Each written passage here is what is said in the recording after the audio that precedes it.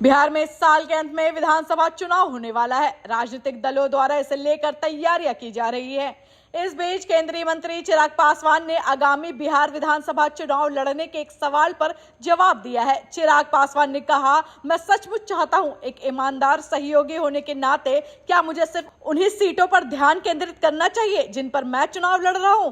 फिर मैं कैसा सहयोगी हूँ? क्या मुझे 243 सीटों पर प्रचार नहीं करना चाहिए? अगर वह मेरी बात ध्यान से सुन ले तो उनके इरादे शांत हो जाएंगे। एलजेपी प्रमुख चिराग पासवान ने सोमवार को कहा कि इस साल के अंत में होने वाले विधानसभा चुनाव के बाद नीतीश कुमार फिर से बिहार के मुख्यमंत्री पद की शपथ लेंगे। पासवान की टिप्पणी नीतीश कुमार सरकार को समर्थन देने पर खेद जताने के 2 दिन बाद सामने आई है।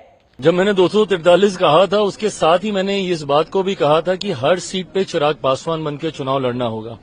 क्या एक ईमानदार सहयोगी की भूमिका ये होती है कि जितनी सीटों पे मैं चुनाव लड़ूं मात्र सिर्फ उन्हीं सीटों पे मैं ध्यान दूं? तो कैसा सहयोगी हूं मैं? जितनी सीटें भाजपा लड़े तो क्या सिर्फ भाजपा के लोग उतनी सीटों पे प्रचार करें, जदयू वाले अपनी सीटों पे प्रचार करें? तो फिर कैसे सहयोगी हैं हम? क्या मैं 243 सीटों पे प्रचार के लिए नहीं जाऊं? और जो लोग, वही मैंने कहा कि मेरा इतिहास रहा है तो मेरे शब्दों में, हर शब्द में उनको बगावत दिखती है। पर अगर मेरी बातों को पूरा सुन लेंगे तो उनकी मंशा वहीं पे शांत हो जाएगी। आप चुनाव लड़ रहे हैं चिराग? मेरी इच्छा जरूर है।